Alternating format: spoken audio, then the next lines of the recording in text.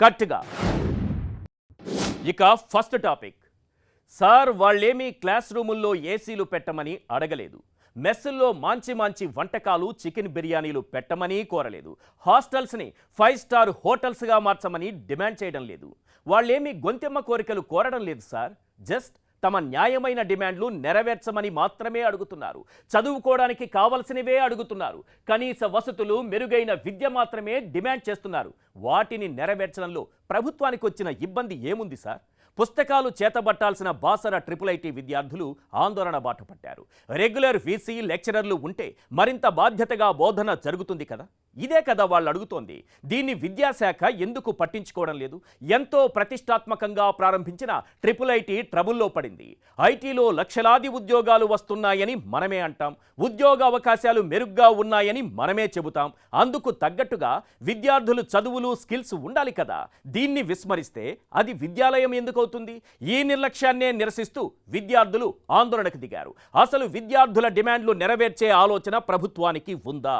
విద్యార్థుల సమస్యలను రాజకీయ కోణంలో చూస్తున్నారా? న్యాయమైన విద్యను అందించకపోతే ప్రతిభావంతులు పుట్టుకొచ్చేదెలా? సమస్యలు తీర్చే వారేరి, చదువు చెప్పే గురువులేరి. ఇలాగైతే మా చదువులు సాగేదెట్లా? ఇది విద్యార్థులు సంధిస్తున్న సూటి ప్రశ్న. మాకు పురుగుల అన్నం పెట్టినా తింటాం, కానీ చదువు చెప్పేందుకు అధ్యాపకులు లేకపోతే ఎలా?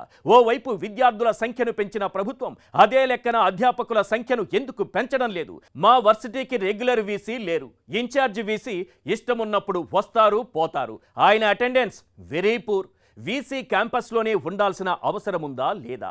ఈ ప్రశ్నలకు సమాధానం చెప్పేదెవరు? నాసిరకం భోజనం, రోజుల తరబడి రాని నీళ్లు, ఎప్పుడు పోతుందో ఎప్పుడు వస్తుందో తెలియని కరెంటు. ఇన్ని సమస్యల మధ్య చదువులు ఎట్లా ముందుకు సాగుతాయి? అందుకే అందరూ కలిసి ఆందోళనకు దిగారు. తమ న్యాయమైన డిమాండ్లపై నేరుగా ప్రభుత్వాన్నే నిలదీస్తున్నారు. కలెక్టరు, మంత్రులు వాళ్ళు వీళ్ళు కాదు సార్, నేరుగా సీఎం వచ్చి హామీ ఇవ్వాల్సిందే. అంతవరకు మెట్టు దిగేదే లేదని తేల్చి చెబుతున్నారు. ఎండలోనూ వానలోనూ పట్టు వీడకుండా తమ న్యాయమైన డిమాండ్ల కోసం పోరాటం చేస్తున్నారు. ఉమ్మడి రాష్ట్రంలో 3 IIITలు ఉండేవి. ప్రత్యేక తెలంగాణ ఏర్పాటు తరువాత 2 ఏపీకి, 1 తెలంగాణకు కేటాయించారు. బాసర IIITలో మొత్తం 7 ప్రధానమైన కోర్సులకు సంబంధించి విద్యా బోధన జరుగుతోంది. ఆ కోర్సులన్నీ 6 సంవత్సరాల కాల పరిమితితో ఉన్నాయి. తెలంగాణ ఏర్పడినప్పటి నుంచి రెగ్యులర్గా వీసీని నియమించకపోవడంతో విద్యార్థులు ఎన్నో సమస్యలు ఎదుర్కొంటున్నారు. సమస్యలు విన్నవించుకుందామంటే ఇన్ఛార్జ్ వీసీలు అస్సలు అందుబాటులో ఉండరు. ఇక ఇన్ఛార్జ్ వీసీలు బాధ్యతగా వ్యవహరించకపోవడంతో అక్కడ ఉండే సిబ్బంది ఇష్టానుసారంగా వ్యవహరిస్తున్నారు. ఇక రెగ్యులర్ ఫ్యాకల్టీ సమస్య కూడా వేధిస్తోంది. బాసర IIITలో అన్ని విభాగాల్లో సుమారు 600 మంది రెగ్యులర్ ఫ్యాకల్టీ అవసరం. కానీ IIIT ప్రారంభమైనప్పటి నుంచి కాంట్రాక్టు ఫ్యాకల్టీతోనే నెట్టుకొస్తున్నారు. అదైనా అవసరమైన మేరకు కాంట్రాక్టు ఫ్యాకల్టీని నియమిస్తున్నారా అంటే అది లేదు. ఇలాంటివి ఎన్నో సమస్యలున్నాయి. వీటిపై మంత్రులు, ఇన్ఛార్జ్ వీసీ, కలెక్టర్తో సహా అధికార ప్రతిపక్ష నేతలందరినీ కలిశారు. అయినా ఫలితం శూన్యం. ఒక్క సమస్య కూడా పరిష్కారం కాలేదు.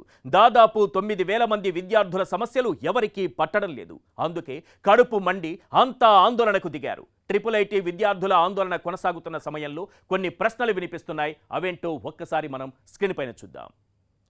IIITని ఎందుకు పెట్టారు? దాని వెనుక ఉద్దేశం ఏంటి? IIIT ట్రబుల్ ఐటీగా ఎందుకు మారింది? విద్యార్థులు పెట్టిన 12 డిమాండ్లు ఏంటి? ఇవి సిల్లీ డిమాండ్లని ప్రభుత్వం ఎందుకంటోంది? సీఎం వస్తే కానీ విద్యార్థులు వెనక్కి తగ్గరా? విద్యార్థుల ఆందోళన ఉధృతమవుతున్న వేళ వినిపిస్తున్నటువంటి ప్రశ్నలివే. నిజానికి బాసర IIITలో ట్రబుల్స్ ఎప్పటి నుంచో ఉన్నాయి. అంతర్జాతీయ స్థాయి నాణ్యతా ప్రమాణాలతో విద్యను అందించాల్సిన సరస్వతి నిలయం అది. కానీ సమస్యలకు నిలయంగా మారింది. IIITలో చదివే వారిలో గ్రామీణ ప్రాంత విద్యార్థులే ఎక్కువ.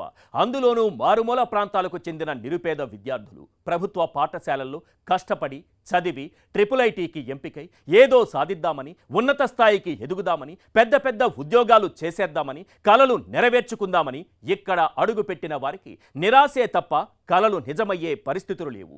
ఎటు చూసినా సమస్యలే దర్శనమిస్తున్నాయి. కనీస వసతులు కూడా విద్యార్థులకు అందుబాటులో ఉండటం లేదు. పేరుకే ఐఐటి, దీనికంటే వీధి బడులే బెటర్ అనేలా ఉంది పరిస్థితి. సరైన ఫ్యాకల్టీ ఉండరు, ఫుడ్ బాగోదు, హాస్టళ్లు అధ్వానం. దీనిపై ఎంతమందికి మొరపెట్టుకున్నా ఫలితం లేకపోవడంతో విద్యార్థులు రోడ్డెక్కాల్సి వచ్చింది. నిజానికి విద్యార్థులేమీ గొంతెమ్మ కోరికలు కోరడం లేదు. ప్రభుత్వం ముందు 12 న్యాయమైన డిమాండ్లు ఉంచారు. అందులో మొదటిది ఐఐటి విశ్వవిద్యాలయాన్ని సీఎం కేసీఆర్ సందర్శించడం. ఇది నెరవేరితే కానీ విద్యార్థులు వెనక్కి తగ్గేలా లేరు. ఇంకా రెగ్యులర్ వీసీ నియామకం జరగాలి. వీసీ క్యాంపస్లోనే ఉండాలి. Information and communication technology based study జరగాలి. విద్యార్థి ఫ్యాకల్టీ నిష్పత్తిలో వెంటనే ప్రొఫెసర్లను నియమించాలి. పియూసీ బ్లాక్ హాస్టళ్లను రెనోవేషన్ చేయాలి. లైబ్రరీలో కనీస మౌలిక వసతుల కల్పన వెంటనే జరగాలి. క్యాంపస్లో విద్యార్థులకు కనీస సదుపాయాలు కల్పించాలి. క్యాంపస్లో వనరుల కనీస నిర్వహణ జరగాలి. మెస్లో ఇబ్బందులు తొలగించాలి. క్యాంటీన్ల నిర్వహణలో గుత్తాధిపత్య టెండర్లను నిర్మూలించాలి. స్పోర్ట్స్ పీఈడి భర్తీ చేయాలి. విద్యా ఉద్యోగ అవకాశాల సాధనలో ప్రముఖ సంస్థల సహకారం అందించాలి. అసలు ఇందులో ఏ ఒక్క డిమాండ్ అయినా ఓవర్గా ఉందా? ఓ విద్యార్థి బాగా చదువుకోవాలంటే ఇవన్నీ పక్కాగా ఉండాలి కదా. అసలు వీటిని విద్యార్థులు డిమాండ్ చేయడం ఏంటి? ఒక విద్యా సంస్థలో ఇవన్నీ సక్రమంగా ఉండేటట్లు చూసుకోవాల్సిన బాధ్యత విద్యాశాఖది. అవునా కాదా? అలాంటిది ఇప్పుడు స్టూడెంట్స్తో లెసన్ చెప్పించుకుంటున్నారు. అసలు దీనిపై విద్యాశాఖ మంత్రి సబితా ఇంద్రారెడ్డి ఏమంటున్నారు ఒక్కసారి మనం స్క్రీన్ పైన చూద్దాం. మీరు ఇచ్చిన రిప్రజెంటేషన్ నేను చదివితే సిల్లీగా ఉంటుంది. ఇప్పుడు మీ డిమాండ్స్ అన్నీ కూడా నేను చదవదలుచుకోలేదు, ఎందుకంటే 12 ఉన్నాయి. ఇందులో ఏమేమి ఉన్నాయో చదివితే ఇబ్బందికరంగా ఉంటుంది. చదువుకునే పిల్లలకు ఏ వీసీ గారు ఉన్నా పని చేయాల్సిందే కదా. రెగ్యులర్ వీసీ ఉన్నా, ఇన్ఛార్జ్ వీసీ ఉన్నా, వీసీ గారు డ్యూటీ వీసీ గారు చేస్తూ ఉంటారు. ఆ డిమాండ్ వీళ్ళకి అక్కర్లేదు. ఇంకోటి కాంట్రాక్ట్ లెక్చరర్స్ని రెగ్యులరైజ్ చేయండి అంటున్నారు. వీళ్ళకి ఎందుకండి? మేము చేస్తాం కదా. ప్రభుత్వం గౌరవ ముఖ్యమంత్రి గారు కదా హామీ ఇచ్చారు. కాంట్రాక్ట్ లెక్చరర్స్ ఎవరున్నారో వాళ్ళందరినీ మేము పర్మనెంట్ చేస్తాము. కోర్టు మాకు క్లియరెన్స్ ఇచ్చింది. ఉన్న 80,000లో ఆల్మోస్ట్ కాంట్రాక్ట్ లెక్చరర్స్ వీళ్ళందరూ కూడా ఉన్నారు. మెజార్టీ మాకే వస్తుంది, మా డిపార్ట్మెంట్ అని చాలాసార్లు చెప్తున్నాం కదా. పిల్లలకి ఎందుకండి ఇది? చదువుకోవచ్చు కదా వాళ్ళు. నేను అనేది ఏంటంటే దీంట్లో రాజకీయం చొప్పించి మాట్లాడుతున్నారని అంటున్నాను. సారీ మేడం, ఇవి మీకు సిల్లీ డిమాండ్లుగా కనిపిస్తున్నాయా? సక్రమంగా చదువుకోవడానికి కావలసిన వసతులు అడిగితే మీకు సిల్లీగా అనిపిస్తోందా? నాణ్యమైన విద్య కావాలని అడగడం, రెగ్యులర్ వీసీ కావాలని అడగడం సిల్లీనా? హాస్టళ్లను రెనోవేషన్ చేయాలన్నది సిల్లీనా? అన్నంలో పురుగులు వస్తున్నాయి, కాస్త మంచి తిండి పెట్టండి అని అడగడం సిల్లీనా? లైబ్రరీలో కనీస మౌలిక వసతులు కల్పించాలని కోరడం సిల్లీనా? మంచినీళ్లు, విద్యుత్ సరఫరా అందేలా చూడమనటం సిల్లీనా? ఏది సిల్లీగా అనిపిస్తోంది? ఇవన్నీ పిల్లలతో చెప్పించుకోవాల్సిన అవసరం లేదు. ఇది మా బాధ్యత అంటున్నారు కదా.